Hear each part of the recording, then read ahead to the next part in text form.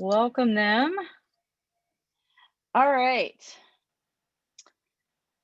So, toxic leadership is our topic of the day, which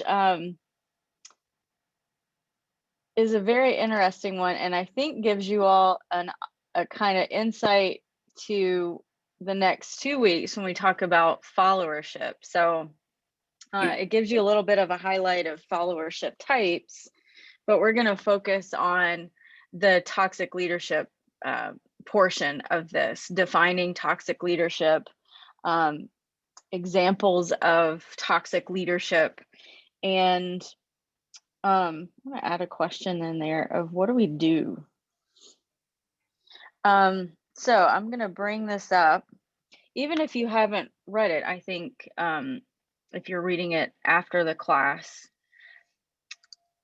I think the conversation, you will be able to participate regardless because it is such a pervasive kind of topic. And I think people recognize it even without always seeing the definition. So, all right, so I've got the article pulled up. And before I ask kind of this kind of first question, I want to give you all a little bit of the definition or go into the meaning of what toxic leadership is. I think we feel toxic leadership when we see it, but we don't always define it when we see it. So one of the first explanations is form of bad leadership, which of course makes me ask the question of what is bad leadership. So someone that is maladjusted, malcontent, often malevolent, it's a lot of M words in there, and malicious. I think that is probably one that most of us can understand, is someone that goes out of their way to create an issue, to be, for most basic of explanations, mean. At someone being malicious, just outright, not always a bad person. I think we make the difference there, but doing things that are bad on purpose, making the decision to choose to not be, quote, good, right? So bad leadership in that regard. And then I think this one gives us a little bit more definition. Pettiness, so making, small things a big deal. Abusiveness, so mostly from a verbal perspective, obviously not very often a physical one. So mostly abusive in the way of verbal. Maliciousness, which we talked about, self-aggrandizement, which I feel like is a little bit the same as narcissism. So I am the best at this leadership role. I am, everybody should listen to me. Everybody should think that I have all of the power, going into that self-aggrandizement and narcissism. And I think this one resonates the most right here. General uncaring attitude towards others, which I feel like most of us would have a hard time with, because in general, folks that are looking at community building, you have to care about people, right? When you're using seed scale, you generally have a positive attitude towards the process and the people that are involved. Like, the way I see it is you can't be involved or generate a local coordinating committee if you don't have a positive attitude about others. It creates a toxic environment, right? If you want to make change, there has to be at least some positive attitude, at least is how I see it. And certainly many of you may see it that way, but if you don't, I would love to hear that explanation of maybe you have an example of why that's not the case. But I think in general, students of future generations and many of you all have that positive attitude and care about others, to improve environments, to improve communities, to improve the outcomes of the work that you do, right? We want to improve literacy. We want to improve water quality. We want to improve access to healthcare, to properly running plumbing, or in case of Dorji's project, simply having access to a toilet that is sanitary and well, just flat out sanitary, right? So positive attitude, I think, resonates with a lot of us a lot, maybe not certainly, maybe not the most. And then destructive behaviors coupled with certain dysfunctional personal traits. So I kind of read that as, well, when you say dysfunctional personal traits, that one I have a hard time with, because that starts to get into, say, the psychology of a person. And maybe you can share how you read that, what that means to you. I feel like whenever you look at and define it as dysfunctional, or you look at toxic leaders as a dysfunctional personal trait, it starts to sound like judgmental. Someone's behavior, whether they're good or bad, is more clear than their psychology, why they think the way they do and behave based on their thinking. So that one, amongst all the definitions of this, I have a harder time with. But destructive behavior, I can see, right? I can see that they're being, say, frivolous with finances. Like things don't add up. The bottom line isn't what we planned, to such a degree that we question the behavior. Destructive behavior in terms of intentionally not doing the work, intentionally making sure that other people don't do the work towards a common goal. So that's in general how we are defining toxic leaders. You'll notice, and I think you'll see it even more. I don't know why I have the comment piece turned on in this, but he uses a lot of Lippmann Blumen in the author that I think about when I think about followership. So a lot of this is tied to followership, which we'll talk about next week and the week after. Ira Schleff is really the one that is behind the whole creation or promotion of followership. But one of the chapters of this book is what you all will be reading in 2 weeks, The Art of Followership.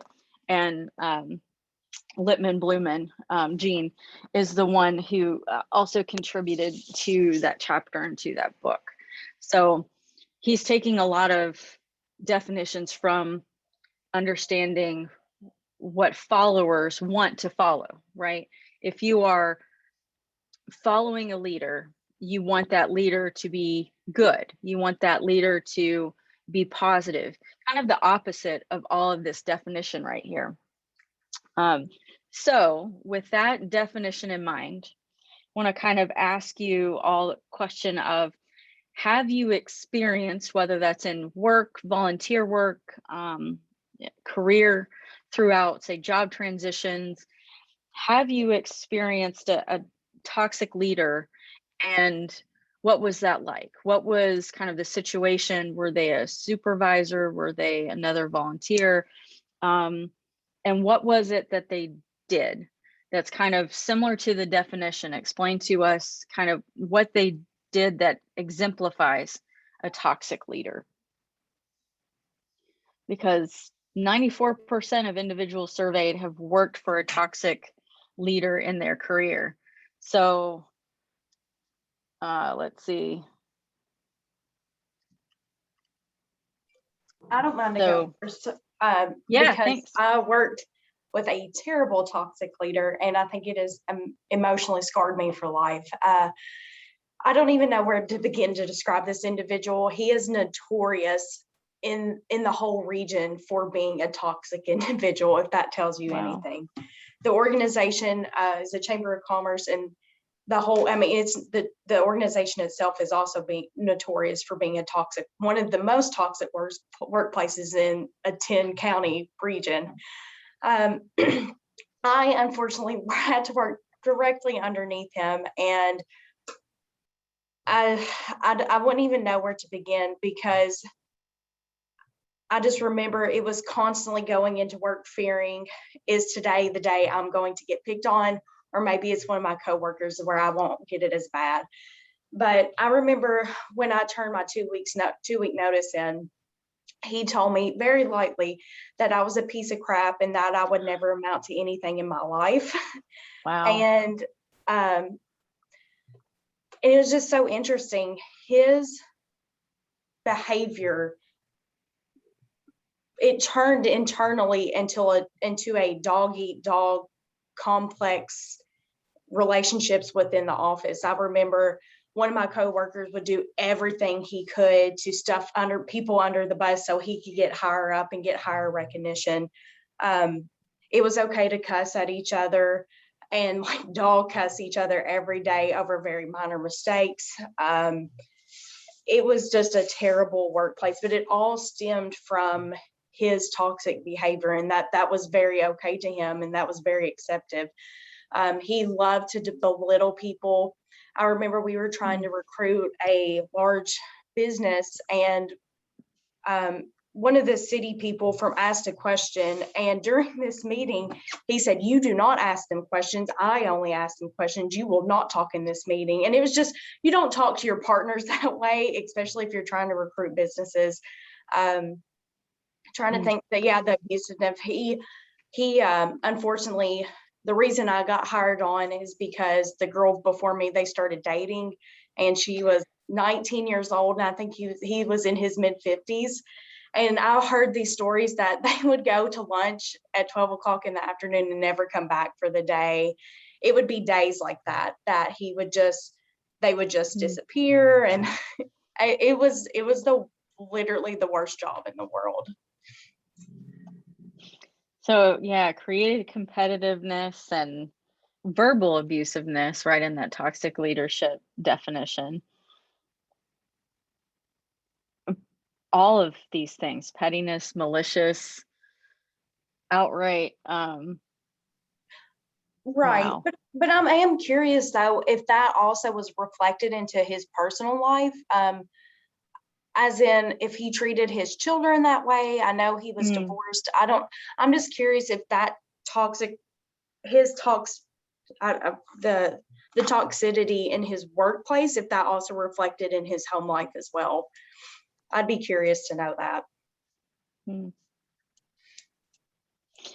I do wonder if toxic leaders can turn that off. I would think not. Yeah. When we look at dysfunctional personal traits, that would have to carry over. I mean, You think so? I think so. Knowing the very, small amount of psychology, that I have tried to study, it's not a turn off. There has to be something that like if I'm belittling staff, there is likelihood at least that I'm going to belittle my children. If I'm telling someone that they aren't going to advance, that they're not going to be worth anything, I can't imagine that what translates to children would be much different. Like, you're not good enough, you need to try harder. That's not good enough. Yeah, I don't see a switch there at all. I would wonder too, like, how does that translate to the rest of his life? I mean, I can't imagine this person would volunteer their. I can imagine at least they would get fired as a volunteer. You can't get fired as a parent. And because of his leadership role, if he was CEO or president of a chamber, it's going to be very hard to remove him unless the board says, yeah. Right. And I think that's where he's been in this role for probably around 10 years now. And I think they excuse the toxicity because of how much business and jobs he's brought to the region. And it's just like, it's it's this balancing scale of, well, we don't mind to bring in, I mean, the retention rate, I think when I was there, we calculated it was on average, people would stay at 6 months and then leave. Yeah. So I mean, the door, it was just an open revolving door. Yeah. Yeah, a revolving door. So it's this balance of, do we just continue to do that and ignore the toxicity because he's bringing in so much jobs and investment, or do we actually take action and then potentially lose him and no longer have that high rate of bringing in businesses and jobs? Yeah. Well, and if you look at, say, the invisible cost of a revolving door, Yeah, he was costing the organization more time and dollars by having to replace staff, right, train them, get them used to a system and used to an environment and what's expected, for them to leave 6 months later. right.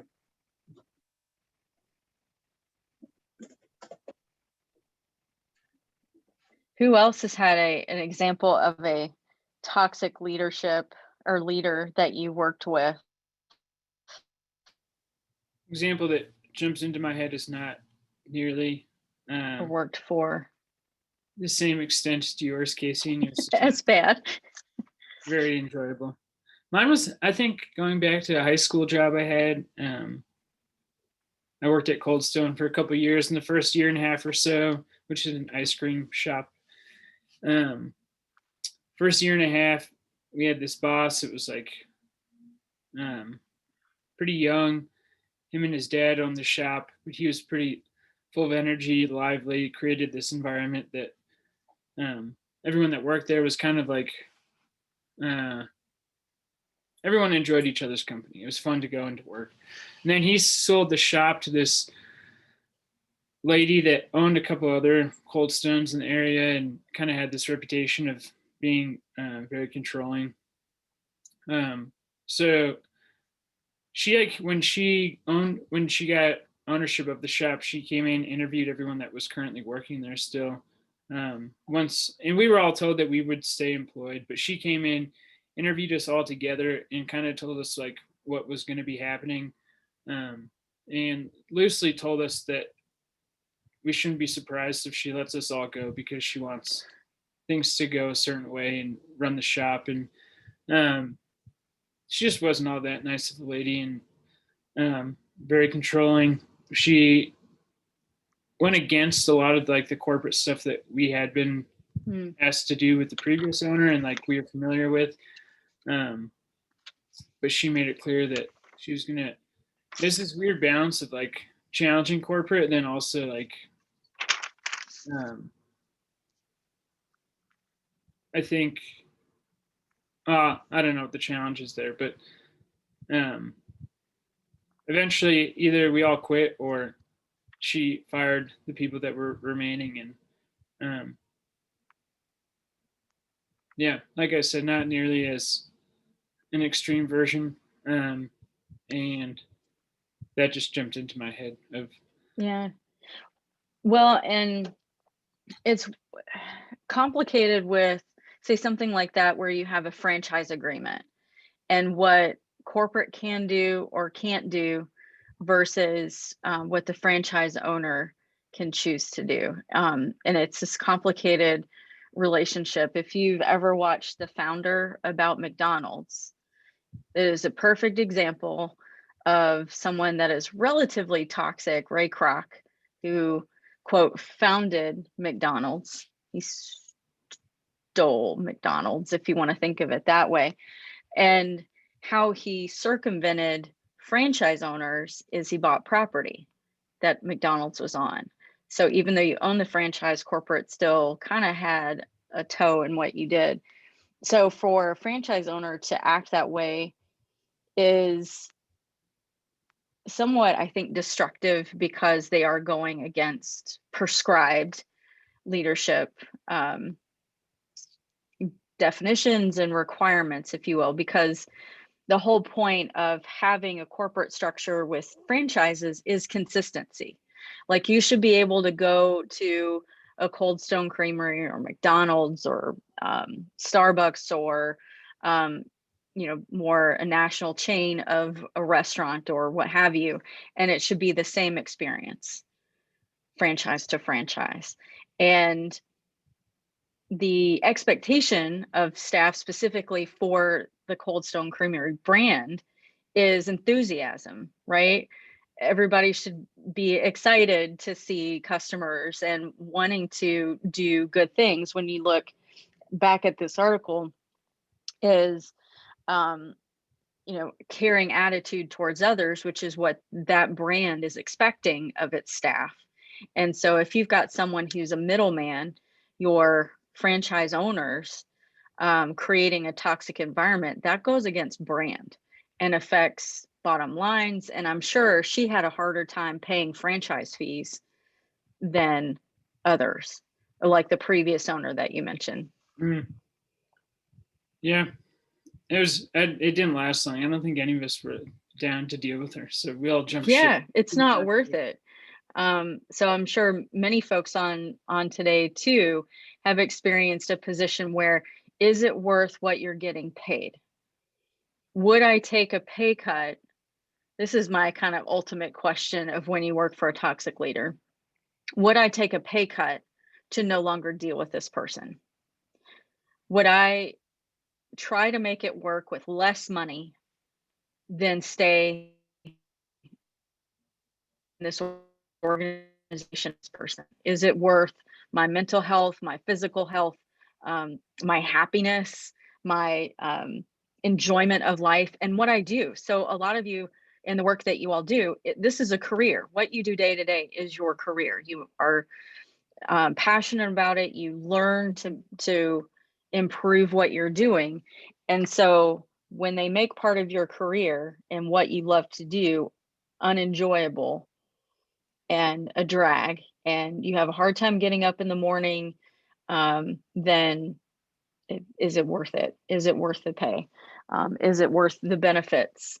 I have a friend that's staying in a position very similar because she's like, I can't get the benefits like this anywhere else. So her health insurance, life insurance, those kind of things. And so she stays and she just manages, which has affected her mental health and physical health.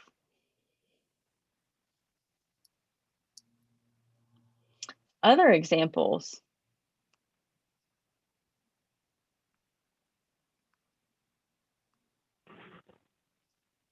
I feel like for me, I'm trying to think, like, listening to y'all and then reading the examples, I was trying to think, like, how does this look like in my current job? Because I feel like there's certain traits. I don't think it's toxic leadership, but it feels like a toxic relationship where we're constantly like gaslighting each other. And it's like, well, I didn't say that. You didn't do that. And it's like, it's not necessarily the leadership. Like, we're not controlling or narcissistic or like destructive. It's just like constant conflict, I feel like. So I don't know if that can look like thinking of like a toxic person, or if it's like kind of how you were saying, like, could someone be a toxic leader and not a toxic parent? Like, could they still? So I don't know. I don't know if like certain aspects of our lives we can turn on and off, because I like the people that we lead with and we like certain things about each other, but it's just like certain views we don't share, and it just is really complicated when you're trying to, you know, like move an organization or a movement forward when you have all these different, like, it's just not dealt with in a healthy way. But I don't know that it's leadership. I don't know. I can't pinpoint. Yeah, it sounds more like toxic environment, more so than leadership, unless leaders are perpetuating it. So, but it doesn't sound like that. My husband likes to talk about opportunity cost. And if we're looking at hiring somebody, do we need to make judgments about, do they fit into our current culture so that we don't lose other employees and that we don't lose productivity? So it sounds like, but my kind of pushback on that is, but are we giving everybody a fair shot? Is this really, when we say equal opportunity employment, is it really equal? And my answer to that is no. If we're not considering always who might be best for the job, who seems like they have the most energy to bring to the situation, as opposed to what are other staff members going to say or react to for this person, because I've only met them twice. You know, people are on their best behavior when they interview, when they are trying to make a good impression. And so they may not work out in 30 days. So then you may run into, is it really toxic leadership to recognize this is not a good fit? And it sounds like a leader in your situation may still recognize a toxic environment and that several of you aren't gelling, but doesn't do anything about it. So is it toxic leadership? To a degree, a tiny, tiny bit, but not like to the extreme that we see in the definition, nor the examples from Matt and Casey. So if you've got a leader that doesn't do anything about bad behavior, about a toxic environment, I think that does make them somewhat of a toxic leader. They're making a choice. And then how much of that is like me? That's what I keep asking myself, like, because I'm a leader in the organization, like, what do I need to be doing? So it's like, I don't want to think of myself as being toxic, but like, I mean, I guess we all are sometimes. I don't know. Well, and sometimes it is hard to question even yourself, whether it's in a leadership role or it's in a follower role, to say, am I the issue? Am I the problem? And if people are having the same reaction to my behavior, then I start to look at, maybe it really is how I am reacting, how I am responding. Do I need to make myself an adjustment to how I react? Then other times, if I'm the one that people are coming to, I'm the one that people ask advice of, then I don't take myself as the one who is creating toxicity.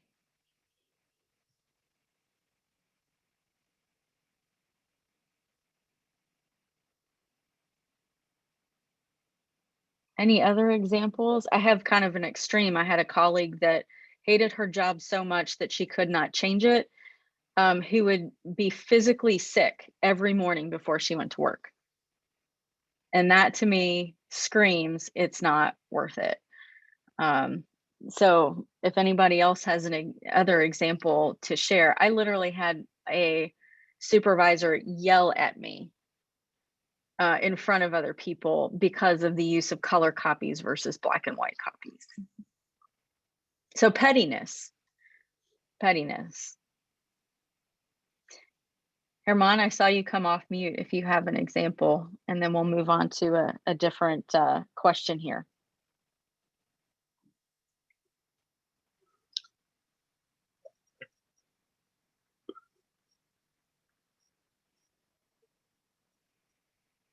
All right, so thank you all for sharing those examples.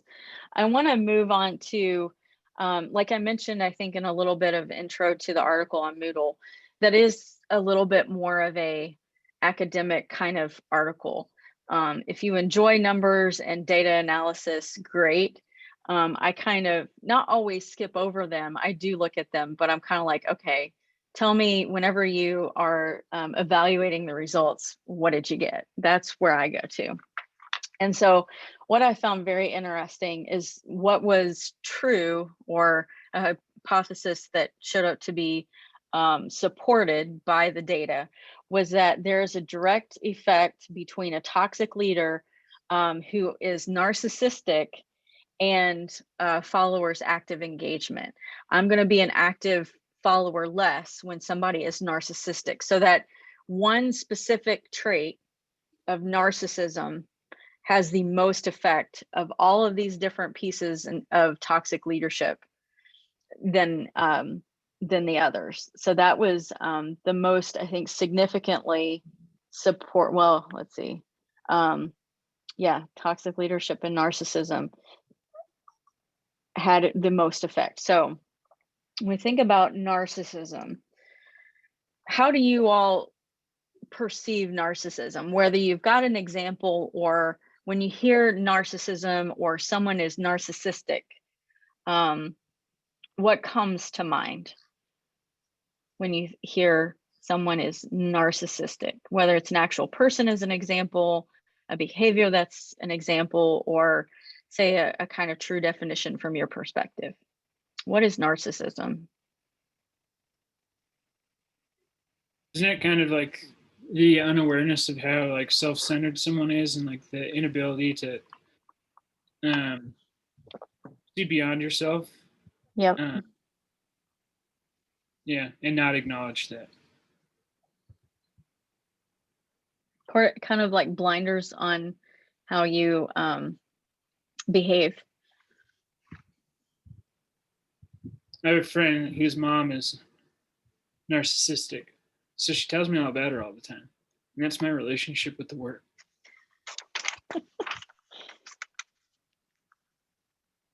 Erica, what's your question? How do you see the narcissism as defined? Like, what does narcissism mean to you? Or an example of a person who is narcissistic?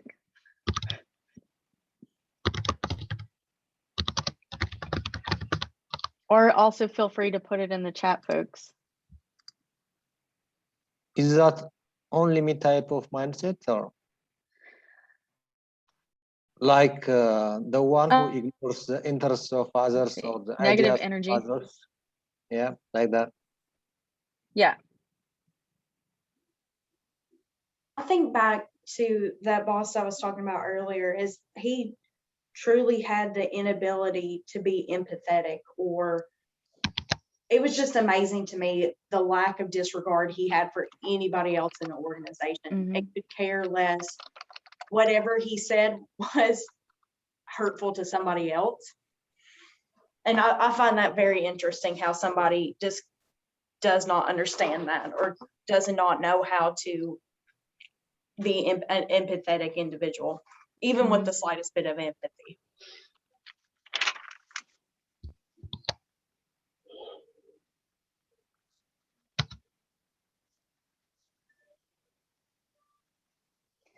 Any others kind of viewpoint? Yes, and I think I agree with you, Dorji, a form of self-centered personality traits. And again, that kind of gets into the psychology of things, but yeah, and definitely, Matt, never at fault. I can't see anything wrong with how I've acted or reacted. Empathy is one lately, I think, that has been discussed more with personality traits or types,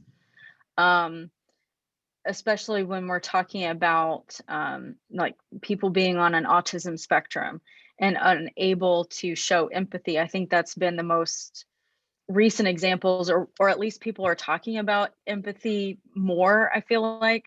So that doesn't have to do with anything with narcissism. I think our ability to talk about empathy has grown as a culture, or as humans. Recognizing lack of empathy, I think, has gotten easier or more acceptable, because I think we have seen many leaders who are not empathetic to what is happening in their country or in their community or in their place of business. And Daniel mentions including what you know about personality or their personality. If you want to type more into that explanation, or share with us some perspective on that. Narcissism is also hard in a way, like Matt also mentioned, is they don't recognize in themselves what is going on. They are unable to self-assess, almost again like a personality trait that is dysfunctional. I can't see what I did wrong, and therefore nothing is wrong, is how we're looking at narcissism, how we choose to perceive especially when we're messaging or talking or sharing or speaking, it's done in such a way that there's nothing I could say to refute what you have shared. It's going to be, as a particular Kentucky basketball coach would say, a waste of oxygen. If I tried to refute what you had to say, it's a waste of oxygen because it's not going to get anywhere. So with that kind of understanding of narcissism, is there any perspective that you think, why would it have the most effect on staff or followers engagement?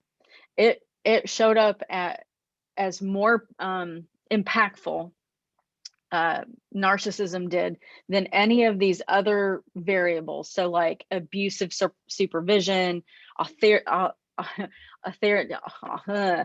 I can speak, authoritarian leadership, self-promotion. It was the worst or most impactful on followership. Why would, maybe from your own personal perspective, why do you think narcissism would have the most impact? That's a hard question, I think. So I can repeat it a little. Why might narcissism be worse than some of these other self-promotion, abusiveness, unpredictable? So if you don't know how they're going to respond in situations, how is narcissism the worst?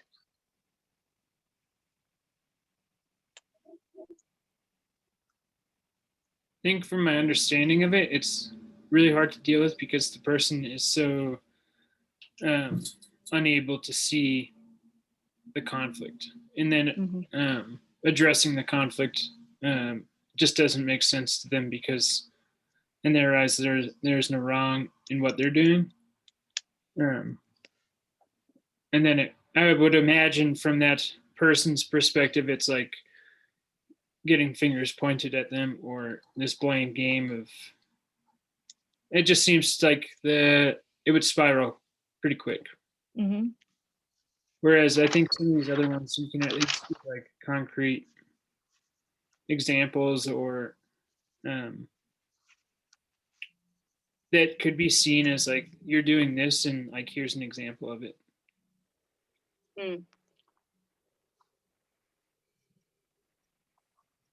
Yeah, I think also like it could be the most innate like trait. Like it's the hardest, maybe one of the harder ones to like change, or like how it impacts our actions. So maybe it's like more ingrained in it comes through in what we do.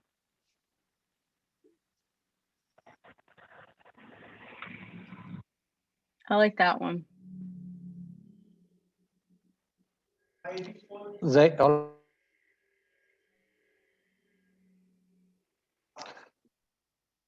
also resist to accept new ideas, and they usually make irrational decisions without logical arguments. That affects the performance of organizations and individuals. Well, I think Daniel just summed that one up. Irrational without ability to see other options, resist new ideas. If they didn't come up with it, it is no good, right? Well, and I think when you talk about narcissism, and again, their inability to see how they're narcissistic, when you look at authoritarian, depending on the culture, I think some folks are used to authoritarian leadership. I think some of us are in countries where we have grown up with authoritarian leadership, that is a norm. And so narcissism is taken differently because I think we are more likely to not adjust. I don't know. That's how I see it. Maybe other people see it differently. Casey, you had a follow-up question?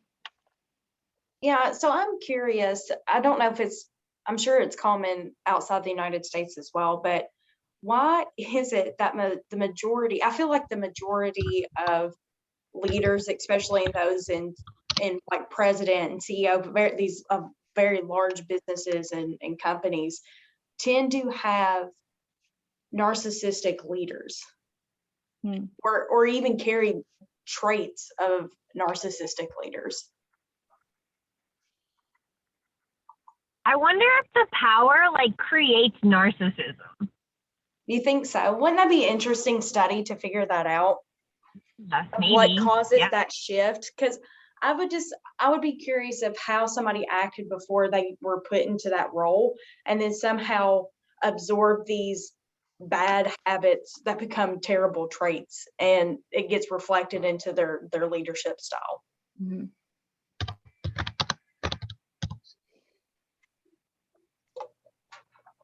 Erica, do you have anything? Yeah. Wheels are turning to where,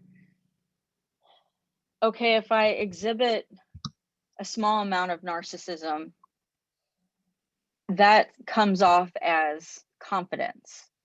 And I think sometimes at some point there's a little bit of a, not a pivot, but a, I guess pivot's the best word I can come up with at the moment, kind of peak where it changes from confidence to narcissism.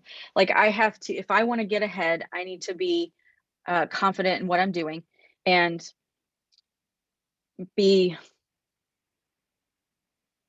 self, like recognize within myself what is working and what is pushing people a little bit more that I keep asking them to do.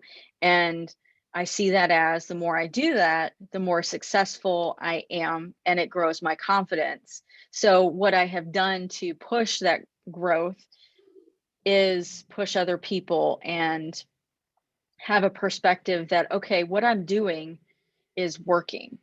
And whether it's, in the form of how they talk to people or their actions, it keeps getting reaffirmed of how they're acting. And so I think at some point, overconfidence becomes narcissism because how I'm doing things is working, to the point where no one else can tell me how to do this because I've done it for either so long, or I have gone, I think in part of your example, I have gone so long unchecked.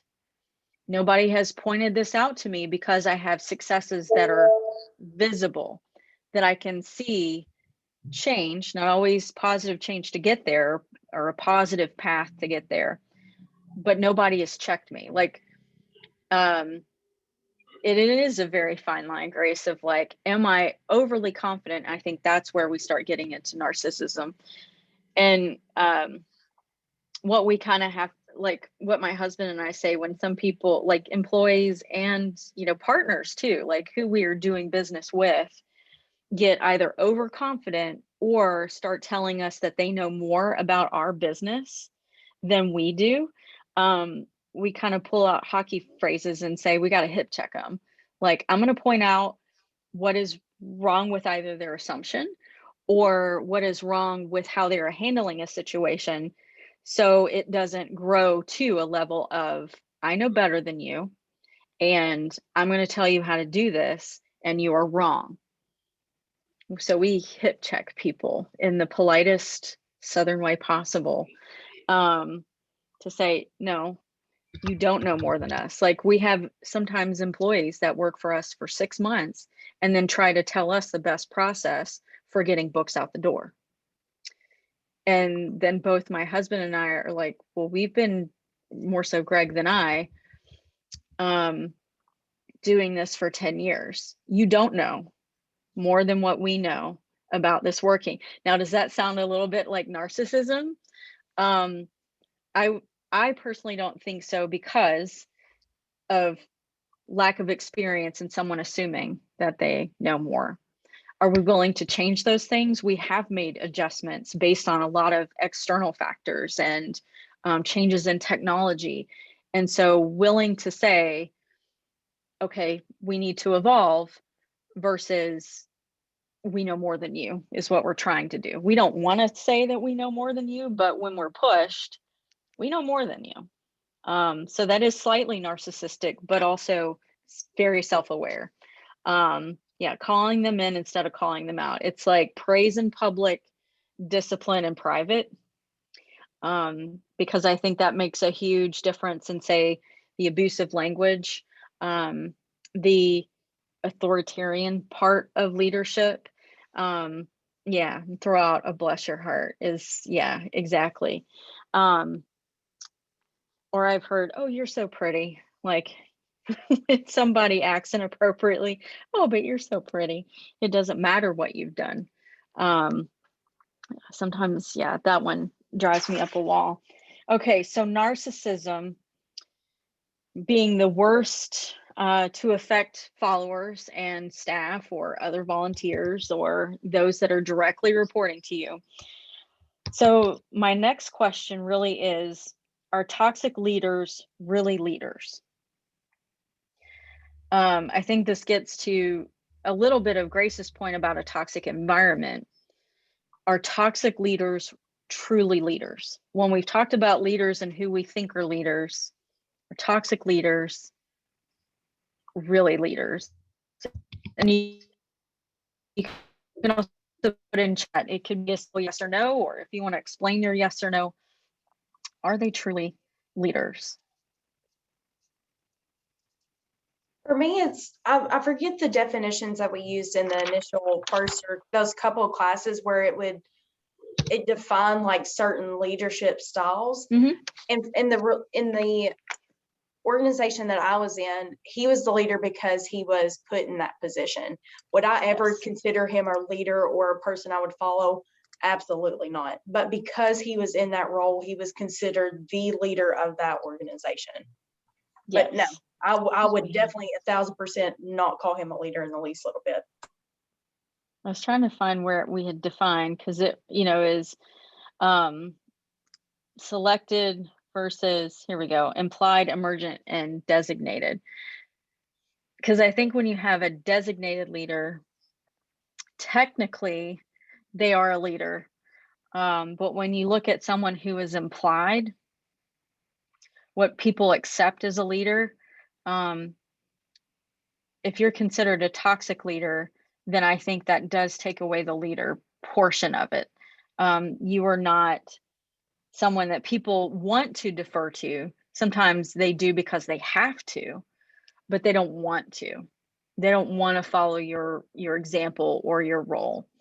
Herman mentions a significant number of world leaders have a grandiose belief about themselves, and I would totally agree. And they can exercise tyranny and domination.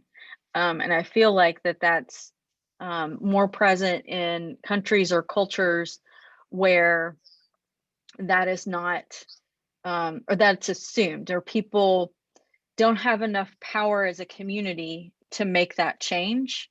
I think of when you say, Herman, like grandiose, or not tyranny, but more dominant because they are designated. Personally, I think of Saudi Arabia. How many princes are there in Saudi Arabia? And because of, say, I'm not, going back to narcissistic, but more so a little bit of toxicity, in that these folks are designated, not implied, and sometimes are having or go through behaviors that lead to, I don't want to say destruction, but lead to the decline of the success of their country.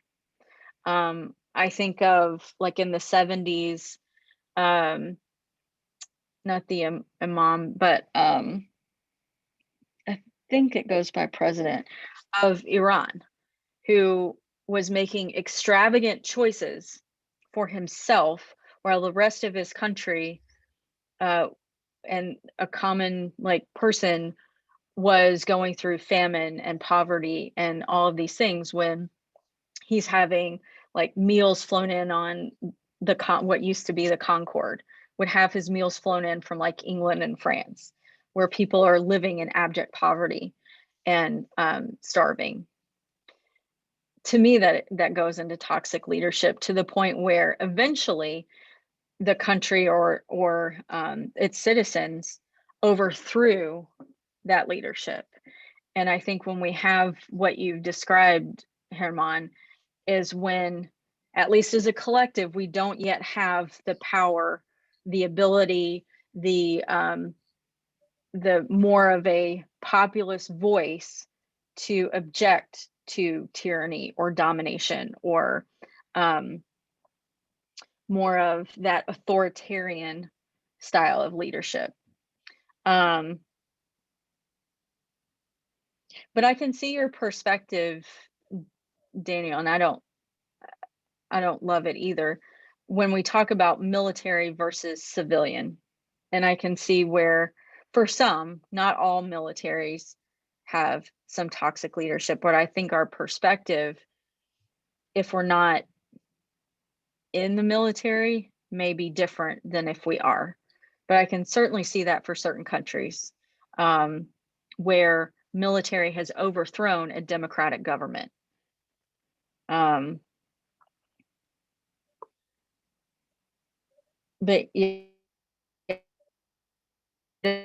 I agree, Casey, that it would not be acceptable in all circumstances. But I certainly see where Daniel's point, where a military exhibiting toxic leadership by overthrowing, which is hard. I wouldn't wish that on anybody, but we see it, right? We see it plenty. It is, I don't want to say few and far between, but we see it. And then this is kind of on a global scale, other world leaders don't hip check the other countries. So that's where people aren't held accountable. Other countries don't hold another country's leadership, or say a military takeover, and that kind of toxic leadership accountable for their actions.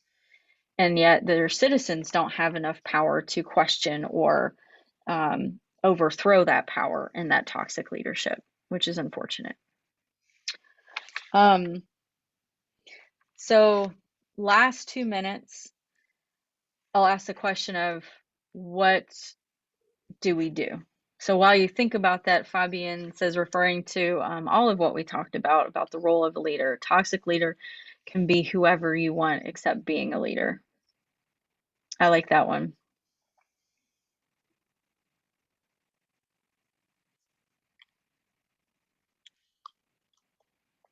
So what do we do about toxic leadership? Is there anything that we can do?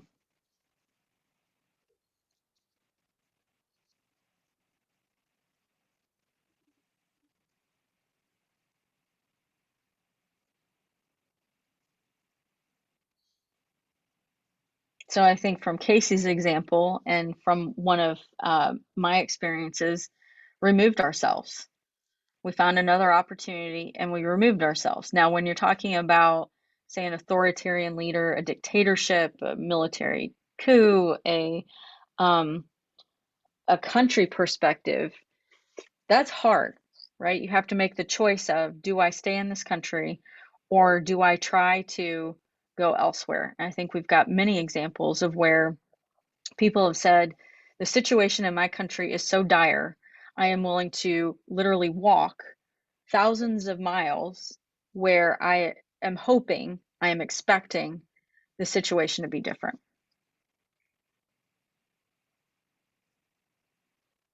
So I think that might be one of the extremes of what we choose to do in the face of toxic leadership. Because I think that goes to Dorji's point of, we recognize the toxic leadership, and if we can't change the toxic leadership, we can change what we can, at least not every piece always, but we can change our reaction, our sometimes choices of how we react and how we want to respond to a toxic leader. So great conversation. Thanks for putting stuff in the chat, for giving us your examples. Great conversation today, folks. And we'll be back here to talk about followership. Next week, you kind of got a little bit of an introduction with this article. You certainly will with the article for next week. So if you need anything in between, please do reach out, and happy to answer questions as well. So hope you all have a great and safe and healthy week. Thanks, Erica. Thank you. Thank you. Thank you so much. Bye-bye.